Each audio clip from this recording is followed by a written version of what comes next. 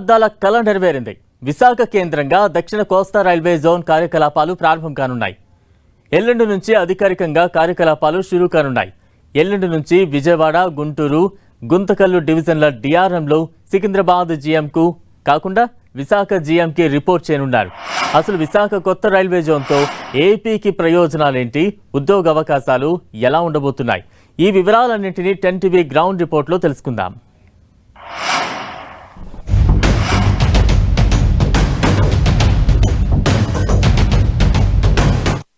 ఉత్తరాంధ్ర వాసుల చిరకాల వాంఛ నెరవేరే సమయం ఆసన్నమైంది. జూన్ 1 నుండి సౌత్ కోస్ట్ రైల్వే జోన్ అధికారికంగా కార్యకలాపాలు విశాఖ కేంద్రంగా ప్రారంభించనుంది. మొత్తం 4 డివిజన్లు, 385 స్టేషన్లు, 3532 కిలోమీటర్ల పరిధిలో దేశంలోనే 18వ జోన్గా విశాఖ కేంద్రంగా దక్షిణ కోస్తా రైల్వే జోన్ అవతరించబోతుంది.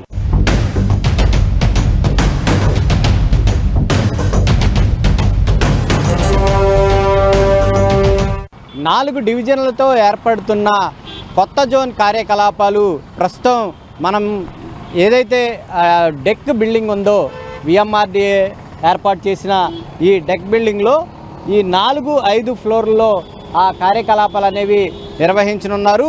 ఈ 4 జోన్లకు సంబంధించి దాదాపుగా 62,000 మంది అయితే పనిచేయనున్నారు.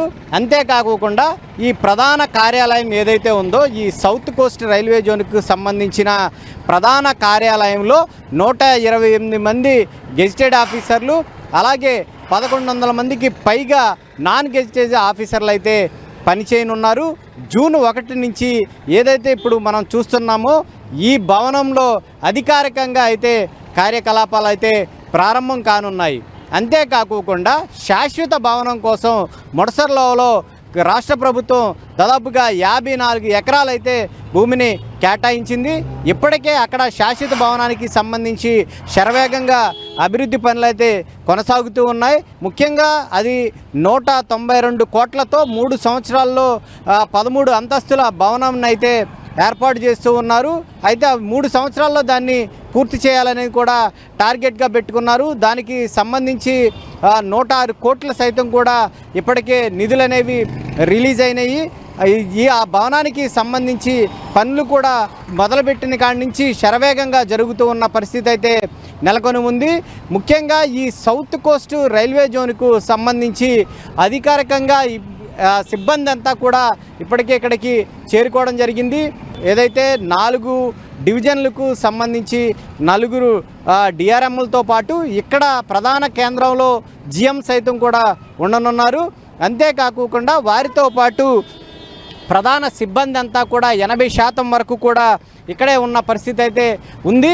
మొత్తం మీద మనం చూసుకోవచ్చు ఈ సౌత్ కోస్ట్ రైల్వే జోన్కు సంబంధించి అధికారికంగా జూన్ 1 నుంచి కార్యక్రమాలు ప్రారంభిస్తూ ఉన్న నేపథ్యంలో దానికి సంబంధించి బోర్డులను సైతం కూడా ఏర్పాటు చేశారు. మొత్తం మీద ఎన్నో పోరాటాల ఫలితంగా ఈ రైల్వే జోన్ అనేది ఏర్పాటు కాబోతుంటో ఇక్కడ ఉన్న ప్రజలంతా కూడా ఎంతో ఆనందాన్ని వ్యక్తం చేస్తూ ఉన్న పరిస్థితి అయితే నెలకొని ఉంది. అయితే గత ఏడాది అక్టోబర్లోనే విశాఖలోని ఈ డెక్ భవనంలో ఈ కార్యక్రమాలు అనాధికారికంగా ప్రారంభించినప్పటికీ జోనల్ మేనేజర్ అలాగే కొంతమంది ఉన్నత అధికారులు వచ్చారు. అంతేకాకుండా దీంతోపాటు గత ఏడాది డిసెంబర్ నుంచి అనాధికారికంగా కార్యకలాపాలు మొదలయ్యాయి. ఇప్పటి వరకు కూడా ఈ విజయవాడ, గుంటూరు, గుంతకల్లు రైల్వే డివిజన్ మేనేజర్లు ఏదైతే డిఆర్ఎంలు ఉన్నారో సికింద్రాబాద్లో ఉండే దక్షిణ మధ్య రైల్వే జిఎంకు నిత్యం రిపోర్ట్ చేస్తూ ఉన్నారు. వాల్తేరు డిఎం భువనేశ్వర్ ఉండడంతో తూర్పు కోస్తా రైల్వే జిఎంకు రిపోర్ట్ చేస్తూ ఉన్నారు. అయితే జూన్ 1 నుంచి ఇదంతా పూర్తిగా మారిపోనుంది. విజయవాడ, గుంటూరు, గుంతకల్లు, విశాఖపట్నం డిఆర్ఎంలు విశాఖలో ఉండే దక్షిణ కోస్తా జిఎంకు నిత్యం రిపోర్ట్ చేస్తారు. 4 డివిజన్లలో జరిగే అన్ని రైలు రాకపోకల గురించి కానీ ఆలస్యంగా నడిచే రైలు గురించి కానీ తదితర వివరాలన్నీ కూడా అందించనున్నారు. మొత్తం మీద చూసుకున్నట్లయితే కనుక ఈ దక్షిణ కోస్తా జోన్కు మాత్రం అయితే చూసుకున్నట్లయితే మరికొద్ది గంటల్లోనే అనే చెప్పుకోవాలి. ఎందుకంటే 48 గంటల్లో తరువాత ఈ కొత్తగా ఈ సౌత్ కోస్ట్ రైల్వే జోన్ అనేది ఏర్పాటు కాబోతూ ఉండడంతో ప్రతి ఒక్కరూ సైతం కూడా ఆనందాన్ని అయితే వ్యక్తం చేస్తూ ఉన్న పరిస్థితి అయితే కనిపిస్తూ ఉంది. ఎందుకంటే ఈ రైల్వే జోన్కు సంబంధించి చూసుకున్నట్లయితే కనుక అనేక పోరాటాలు అనేవి చేశారు. ఎందుకంటే ఈ రైల్వే జోన్ ఏర్పాటు చేయాలంటూ కూడా పెద్ద ఎత్తున ఉద్యమాలు అనేవి కూడా చేయడం జరిగింది. South Coast railway zone Visakha కేంద్రంగా ఏర్పాటైన ఈ సౌత్ కోస్ట్ రైల్వే జోన్ కేంద్రంగానే అన్ని కార్యకలాపాలు అనేవి జరగనున్నాయి. రైల్వేకు సంబంధించి అంటే రాష్ట్ర పరిధిలో ఉన్నటువంటి రైల్వే పరిధంతా కలిపి ఏర్పాటు చేశారు కాబట్టి దానికి సంబంధించి అన్ని వ్యవహారాలు అభివృద్ధి కార్యక్రమాలు అయితేనేమి కానీ రైల్వే లైన్లకు సంబంధించి అయితేనేమి కానీ కొత్త స్టేషన్ల అభివృద్ధికి సంబంధించి అయితేనేమి కానీ అన్నీ కూడా ఈ ప్రధాన కార్యాలయం కేంద్రంగానే నిర్ణయాలు అనేవి తీసుకోబడతాయి. ఈ కొత్తగా ఏర్పాటైన దక్షిణ కోస్తా రైల్వే జోన్లో ప్రధానంగా చూసుకున్నట్లయితే కనుక ఇటు విశాఖపట్నం, విజయవాడ, తిరుపతి స్టేషన్లు ప్రధాన స్టేషన్లుగా అయితే ఉండనున్న పరిస్థితి ఉంది. మొత్తం మీద సౌత్ కోస్ట్ రైల్వే జోన్ ఏర్పాటు కాబోతూ ఉండడంతో ఇటు రాష్ట్ర ప్రజలంతా కూడా హర్షం వ్యక్తం చేస్తూ ఉన్న పరిస్థితి అయితే విశాఖలో ఉంది.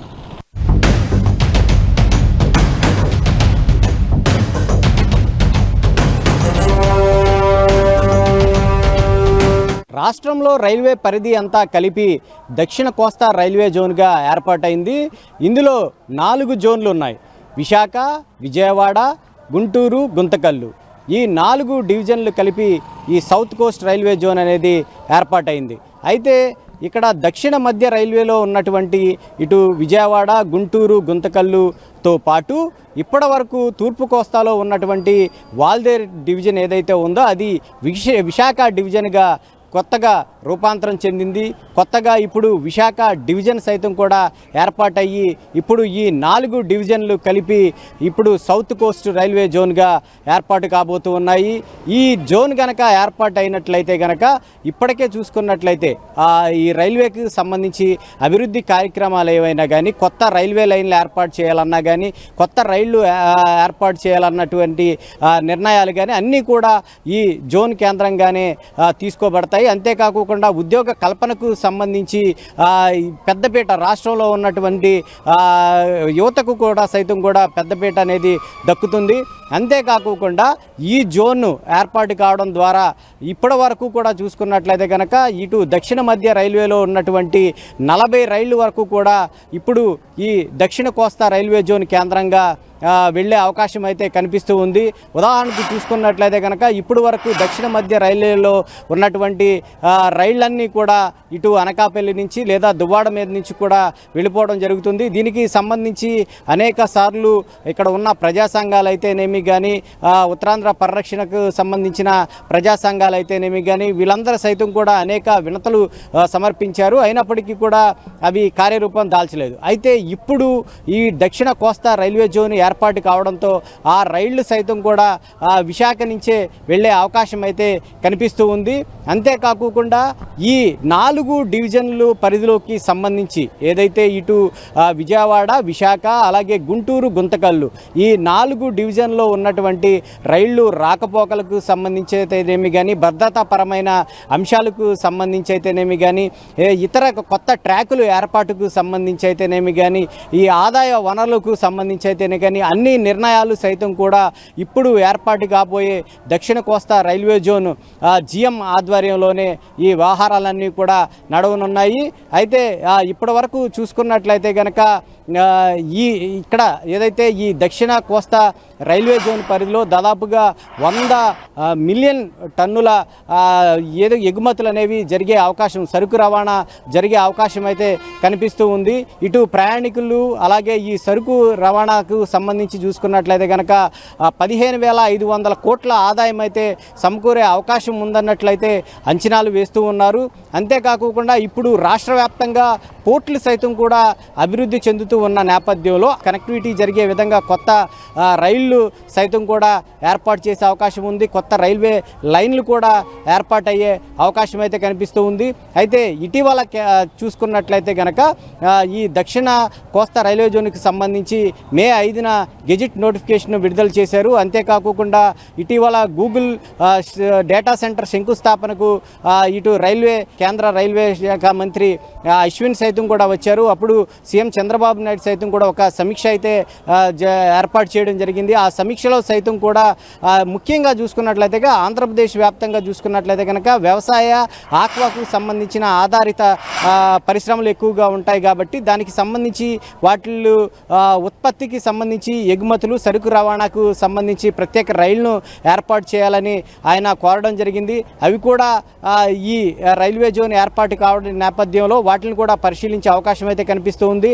అంతేకాకుండా కొన్ని సెక్షన్లు సైతం కూడా కలపాలని సీఎం చంద్రబాబు సైతం కూడా కోరారు. ముఖ్యంగా చూసుకున్నట్లయితే కనుక ఇటు అరకు అయితేనేమి కానీ కొత్త వలస అలాగే కర్నూలు డోన్తో పాటు ఇటు ఏదైతే రాయలసీమ ప్రాంతం అభివృద్ధి చెందే విధంగా కొత్త లైన్లు అలాగే సెక్షన్లు సైతం కూడా కలపాలని కోరారు. అవి కూడా నెరవేరే అవకాశం అయితే కనిపిస్తూ ఉంది. మొత్తం మీద ఈ రైల్వే జోన్ ఏర్పాటు కావడం పట్ల అయితే ప్రజలంతా కూడా హర్షం వ్యక్తం చేస్తూ ఉన్నారు. దీని ద్వారా అయితే అభివృద్ధితో పాటు ఇటు కొత్త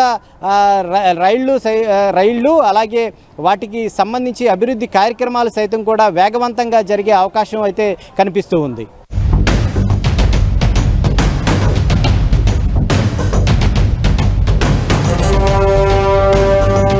మొత్తం మీద 12 ఏళ్ల ఉద్యమం ఫలించింది.